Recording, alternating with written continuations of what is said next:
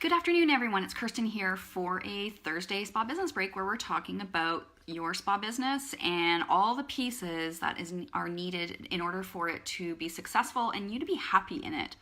So speaking of being happy in your business, I think it's great timing, right? Just before we hit one of the busiest times of the year for most spa owners is to talk about spa owner burnout. This is a topic I don't feel is being discussed enough because I think there's an unhealthy amount of shame in admitting that you are totally burnt out. We are working in an industry where it's when you go to work, you have to put on a happy face. You know, as the owner, as the leader of a team, you need to have a certain amount of energy and a certain kind of energy to bring to work so that the rest of your team is feeling supported.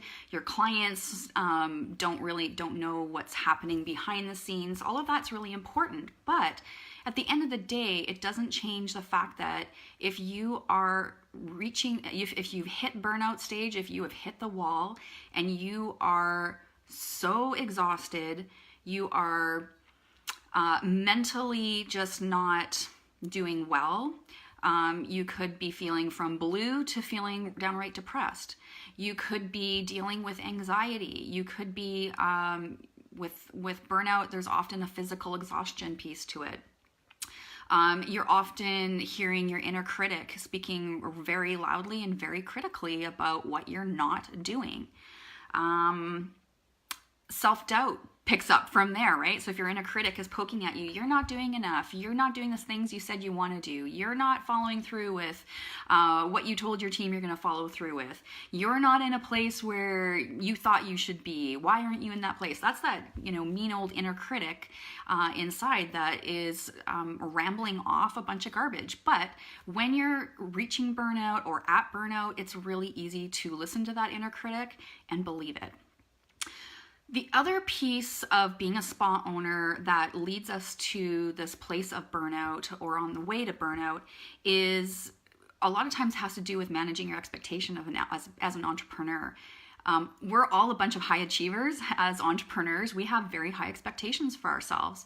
We have very high expectations for our business. And so, when we get to that place in our business where we've started our business and we've got this great excitement and this great passion that's really driving your energy for what you're putting into the business. But there gets to a point where you kind of get to this tipping point and then the thing, in real life starts happening where you're like, oh, okay, there are some pieces in here that aren't so much fun. There are a lot more moving parts to this business than I thought. This is harder than I thought. It's taking more time than I thought it would. It's taking more time away from my family than I thought it would. And so you kind of tip over into this place of negativity, and there's actually a term for it called the transition curve. And I actually have a blog post from many years ago. I'm going to pop it into the link into the comments after this. But it's an actual real place where you get to this transition curve and you're unhappy with where you are in your business for whatever reason, mostly because you're really tired and burnt out. But it gets you starting to think these wonky thoughts like, I'm ready to throw in the towel. I just want to be a stay-at-home mom. I don't want to do this anymore. I've had enough. And so it's at that point of that transition curve that there's some really important decisions to be made. But when you're in burnout phase, you can't think clearly. So you can see how if you're feeling burnt out, that you're in a kind of a big pickle because you've invested far too much time and money into the business. And if it's not at the place that you're wanting it to be as far as growth and earning, it's probably likely not even sellable at this point in time. So you could be feeling super, super stuck. Like, I have no choice. And that adds to that feeling of pressure when you feel like you don't have choices.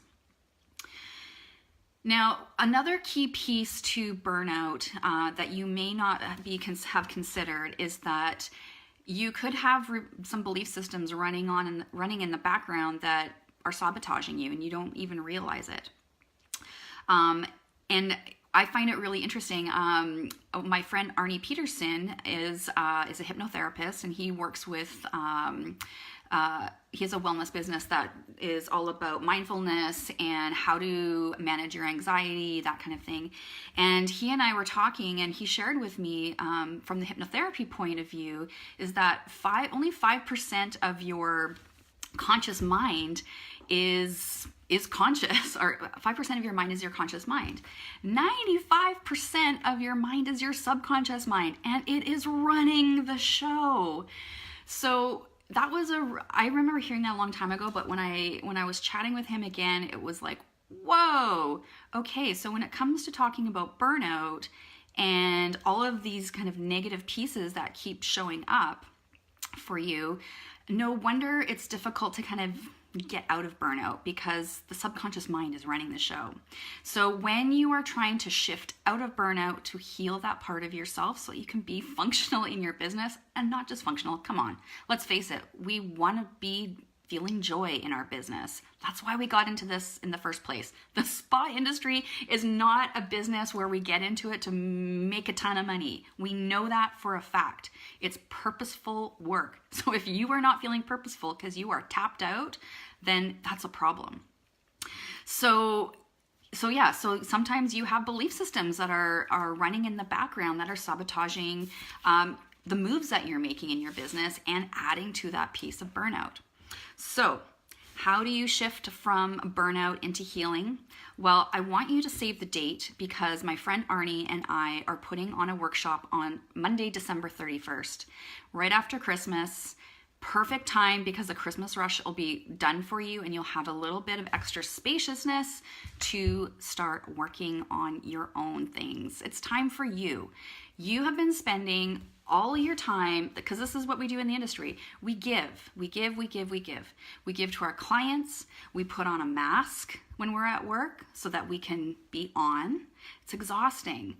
We often slip into a counselor mode for our clients that pulls more energy out of us. And so many of you have been asking the question, I've seen this on social in a lot of the groups, I need to protect my energy. I need to protect my energy because I can't take this anymore. Well, with this workshop, the spa owner burnout recovery, we're going to be talking about how to manage your energy, because we don't want you to put blocks up to block your energy. In the kind of work we do, there's an exchange of energy, but it just needs to be a healthy exchange.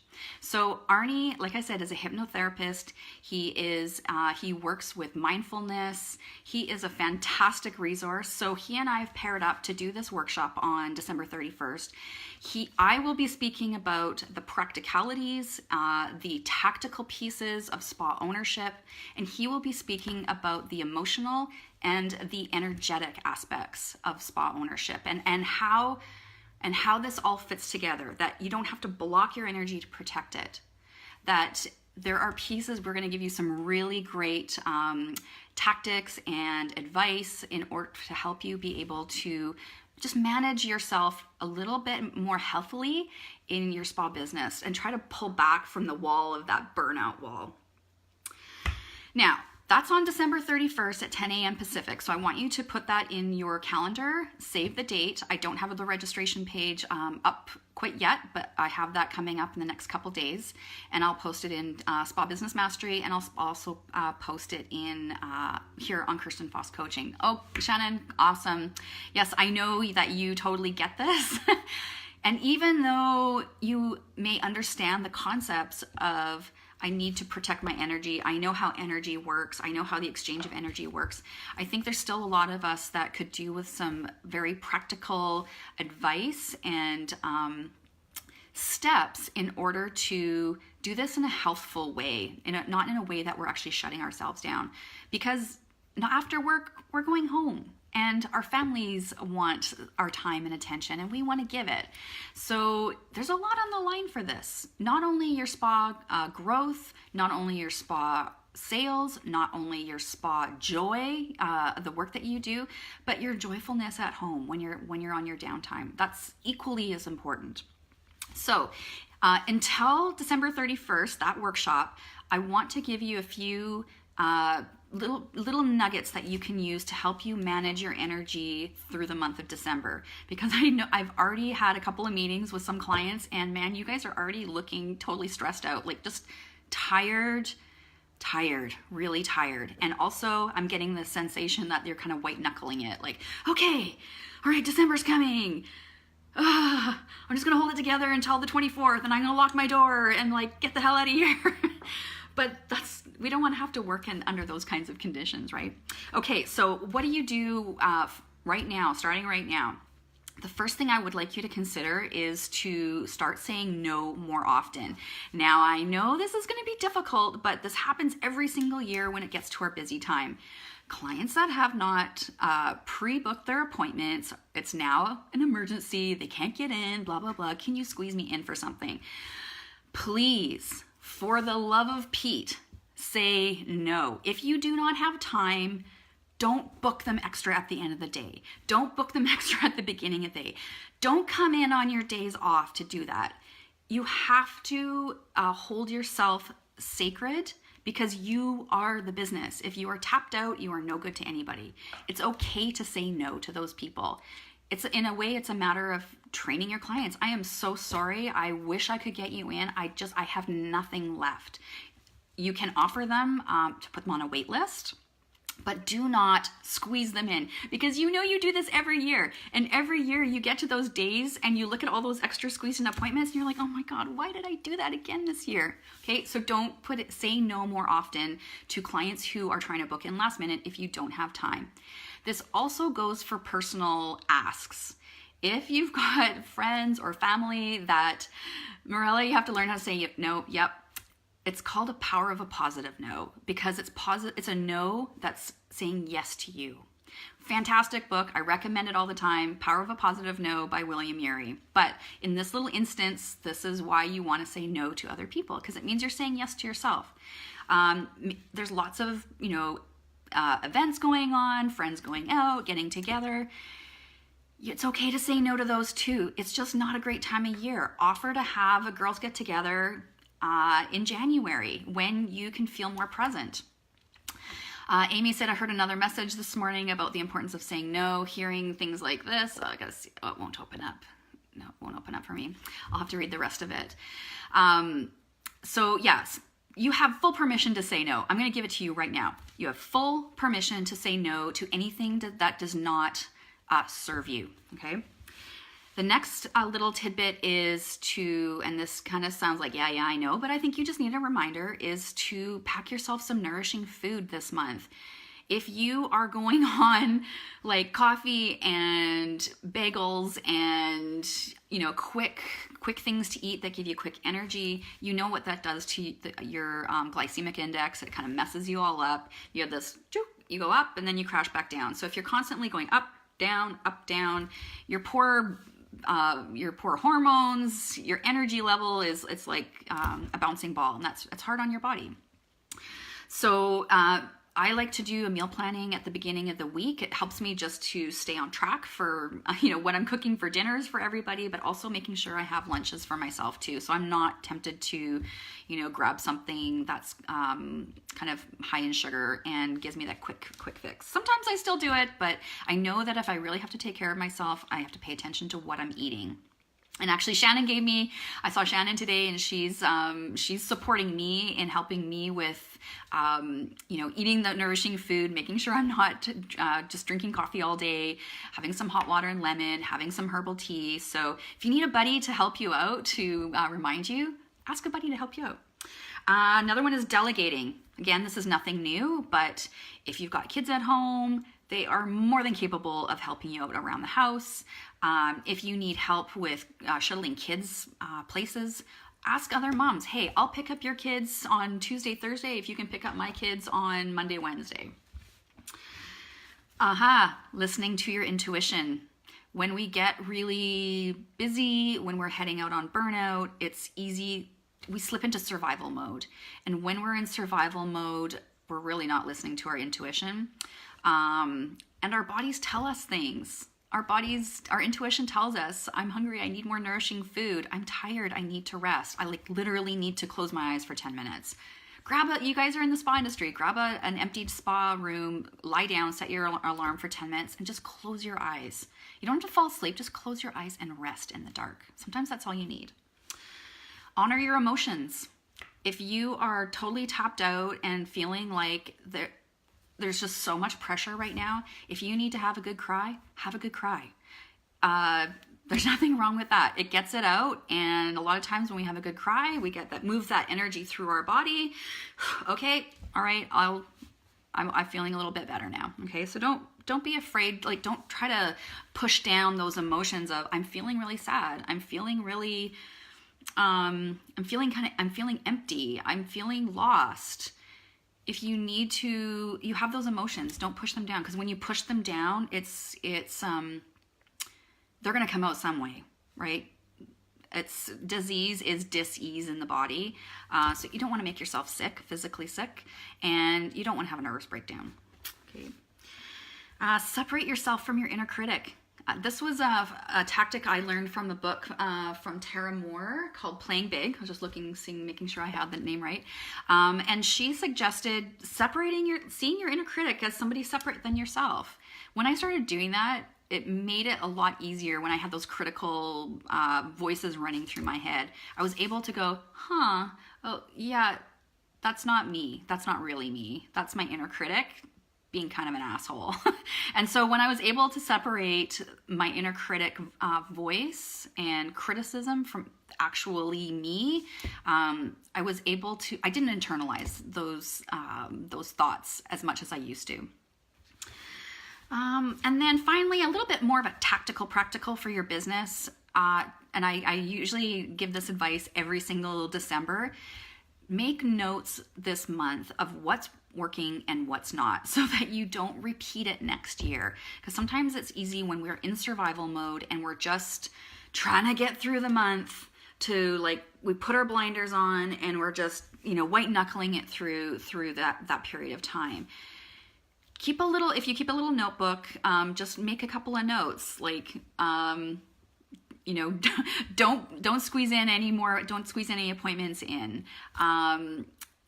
It could be really anything. Whatever's working, you want to make those notes too. Whatever's not working, you want to make those notes so that you remind yourself for next year to not do those things. All right. So I talked a lot today about spa owner burnout because it's a well-needed conversation.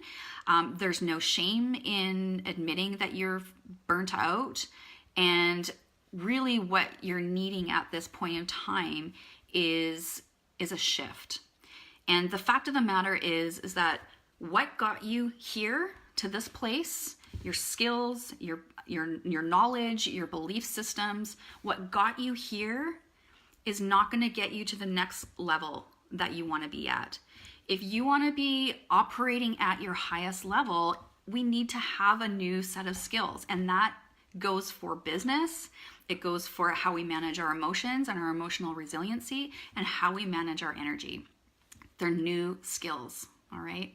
So I hope that you have saved the date for Monday, December 31st at 10 a.m. Pacific. We're going to be having our burnout recovery workshop with myself and Artie Peterson, and I'm going to give you more information that's going to be rolling out, and of course a registration page to sign up for. So keep your eyeballs peeled for that.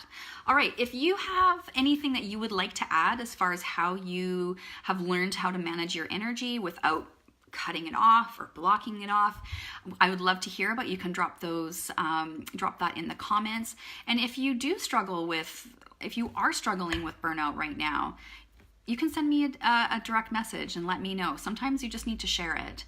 And if you are struggling with burnout and you really just want some help with this, of course, you know that you can reach out to me for that as well. But today, I just want to bring up the conversation. Burnout, it's real. We've all felt it, and it's okay. It's okay. It's just another cycle of learning new things about ourselves and our business and our leadership. And once we know more and know better, we do better, right? You're very welcome, Crystal. Thanks for watching, you guys. We'll see you next Thursday. Bye.